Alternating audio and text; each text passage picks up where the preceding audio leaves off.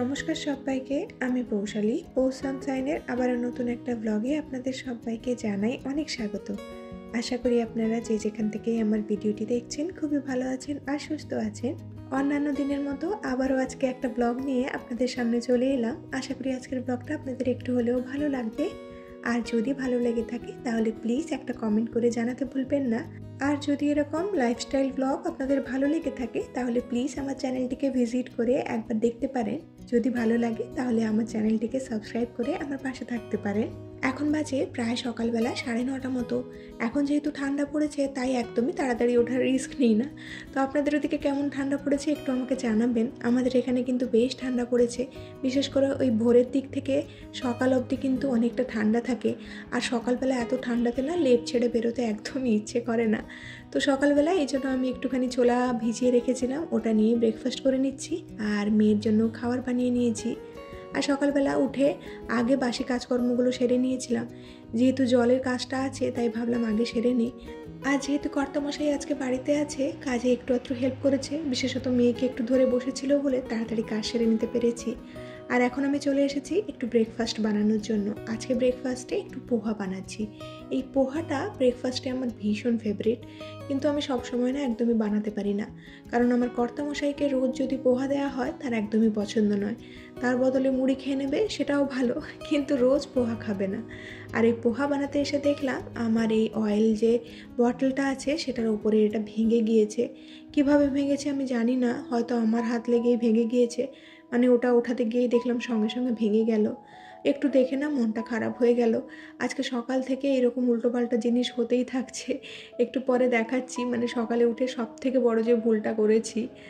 যাই হোক, এখানটা আমি প্রথমে একটু সাদা তেলের মধ্যে বাদাম ভেজে নিলাম। আর এই সবজিগুলো তো জানেনই আপনারা, আগে থেকে আমি কাটাকুটি করে রাখি। এটা করে রাখলে দেখেছেন কতটা সুবিধে হয় রান্নাতে।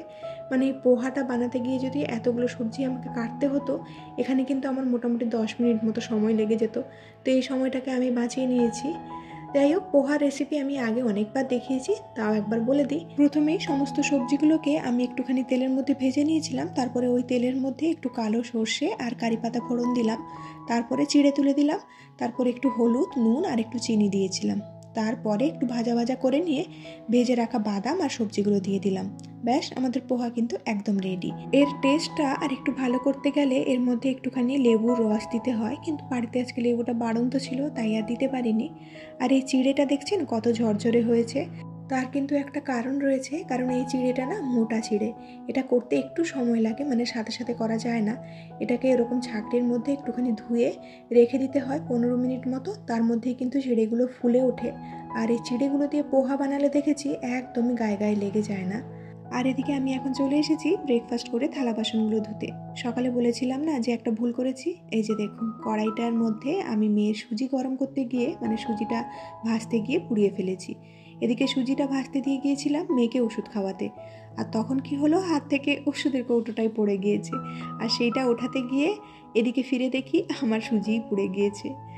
যাই হোক, আরও একটা জিনিস আপনাদের সাথে এখানে শেয়ার করতে চাই। এই কিছুদিন আগে না মিশো থেকে আমি এই ট্যাপের সাথে স্প্রেগুলো কিনেছিলাম। এটাকে ঠিক কী বলে আমার জানা নেই, তবে এই জিনিসটা না ভীষণ ভালো। দেখুন কত সুন্দরভাবে এই বেসিনের চারিদিকটা ক্লিন হয়ে যাচ্ছে।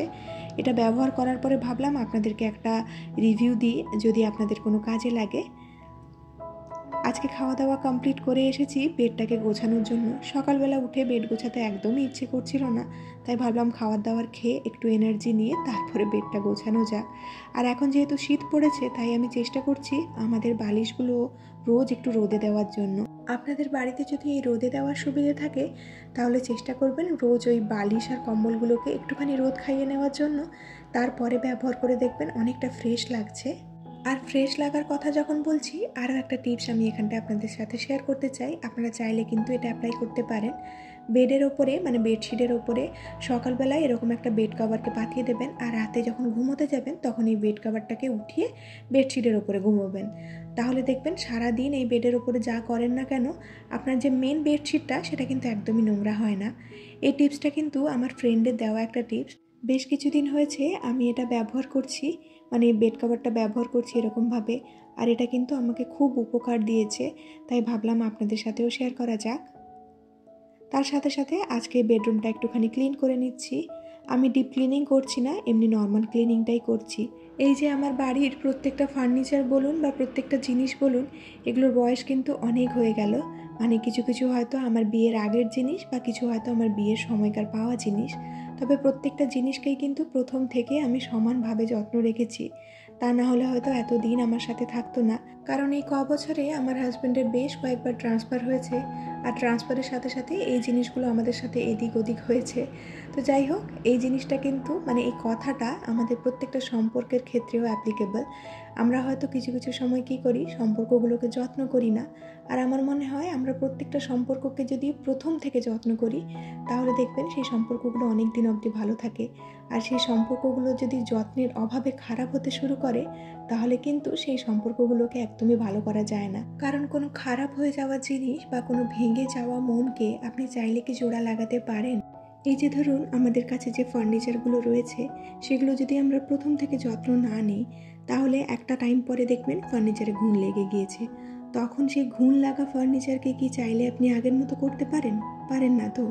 সেরকম আমাদের মনের ক্ষেত্রেও জানেন, প্রত্যেকটা সম্পর্ককে আমরা যদি প্রথম থেকে যত্ন না নিই, তাহলে যত্নের অভাবে সম্পর্কগুলো কিন্তু একদিন খারাপ হয়ে যায়। আর সেই খারাপ হওয়া সম্পর্ককে আপনি চাইলেও আগের অবস্থায় কখনো ফিরিয়ে আনতে পারেন না। যাই হোক, কথার কথা বললাম এখানটায়। আর আমি কিন্তু অলরেডি এখানে কাজবাজ শুরু করে দিয়েছি।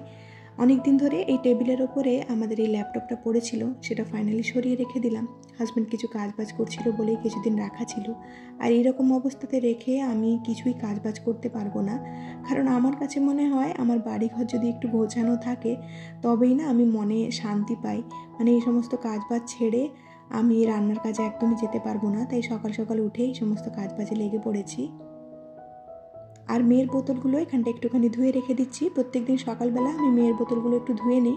আর এখানে একটু জল গরম করি, যেটা আমাদের স্নানের জল গরম হয়, তার মধ্যে এই বোতলগুলোকে স্টেরিলাইজ করে দিই। তাতে করে কি হয়, আমাকে এক্সট্রা করে আর জল গরম করতে হয় না বোতল স্টেরিলাইজ করার জন্য। আর তাতে করে কিন্তু আমি একটু হলেও ইলেকট্রিসিটিটা বাঁচাতে পারি। এখানটায় আমি আর আমার মেয়ে স্নান করে চলে এসেছি। ওকে একটুখানি রেডি করিয়ে দিচ্ছি। আর ও কিন্তু এখন একদমই এক জায়গায় স্থির থাকে না। যত বড় হচ্ছে তত ওর দুষ্টামিটা বেড়ে যাচ্ছে।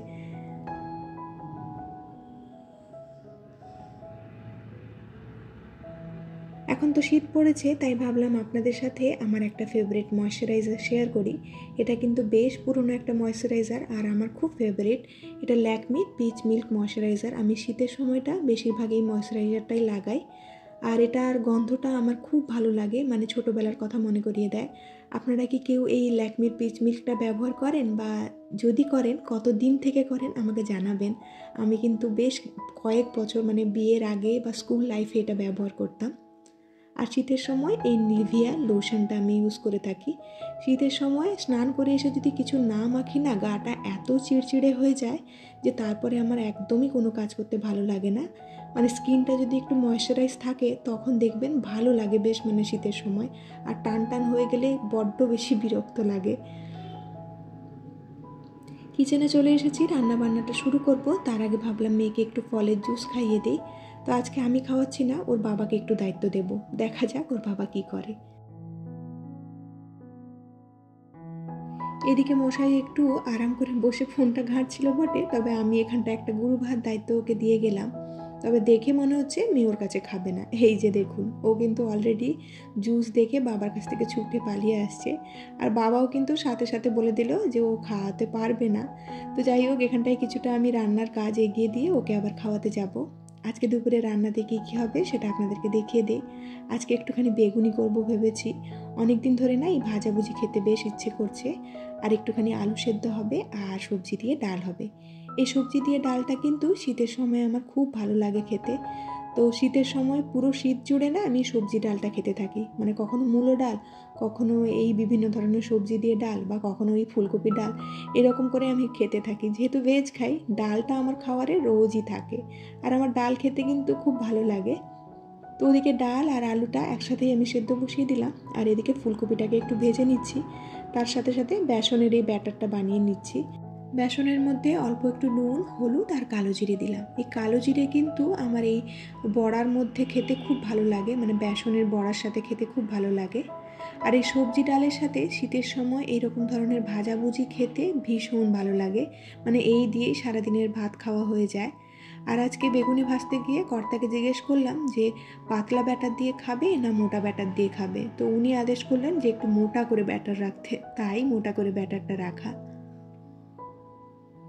ওদিকে কাজবাজটা করছি, তার সাথে সাথে কিন্তু কর্তামশাইয়ের জন্য একটুখানি টিফিন বানিয়ে নিচ্ছি, যেটা ও অফিসে নিয়ে যাবে। আজকে বানাচ্ছি একটুখানি স্যান্ডউইচ, মানে সবজি দিয়ে স্যান্ডউইচ, ভেজ স্যান্ডউইচ বলা যেতে পারে। তো এখানটা একটুখানি আলু সেদ্ধ নিয়ে নিয়েছি, তার মধ্যে একটু বাঁধাকপি, একটু গাজর, ক্যাপসিকাম আর টমেটো সব কিছুকে ওই চপারে একটুখানি কুচিয়ে নিয়েছি, সেটা মিশিয়ে নিলাম। আর তার উপরে একটুখানি চিজ, একটুখানি কাঁচা লঙ্কা দিয়ে দিয়েছি, আর একটু নুন, আর কিছুই দিইনি। তো এখানটায় আমি ব্রেডগুলো নিয়ে নিলাম, তার উপরে এই ধনেপাতার চাটনিটা দিয়ে দিলাম। এই ধনেপাতা চাটনিটা হয়ে শীতের সময় কিন্তু আমার বেশ উপকার হয়েছে। ধনেপাতা চাটনিটা স্যান্ডউইচে দিলে এত ভালো লাগে খেতে। আপনারা হয়তো প্রায় দেখেছেন আমি সব রকমের স্যান্ডউইচে এখন এই ধনেপাতা চাটনিটাই দিয়ে থাকি। আগে আগে একটু কেচাপ দিতাম, কিন্তু এখন আমি ধনেপাতা চাটনি ছাড়া আর কিছুই দিই না। ওদিকে আমি ওই স্যান্ডউইচ মেকারটা একটু গরম হতে দিয়ে এসেছি, আর এদিকে আমি একটুখানি শুকনো লঙ্কা ভেজে নিচ্ছি।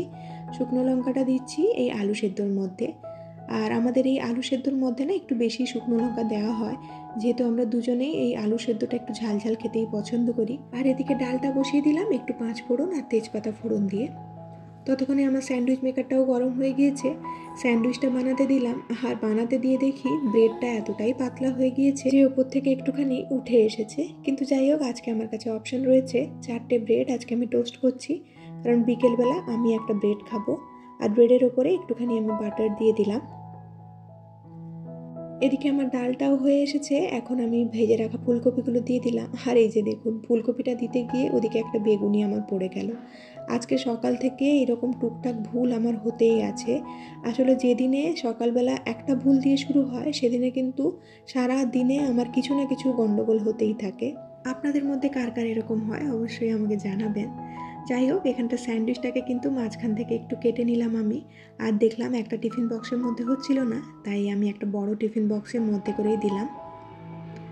আলু সেদ্ধটা এখানটায় মেখে নিচ্ছি একটুখানি সর্ষের তেল আর একটু লবণ দিয়ে। সর্ষের তেলটা কিন্তু আলু সেদ্ধের মধ্যে ভীষণ ভালো লাগে খেতে। আর আলু সেদ্ধটা আজকে ভীষণ ঝাল ঝাল করেই বানিয়েছি। রান্না প্রায় শেষ হয়ে এসেছে, এখন ডালটা নামিয়ে নেব। তারপরে আমি ঠাকুরকে আগে ভোগটা দিয়ে এসে হাজব্যান্ডকে খেতে দেবো।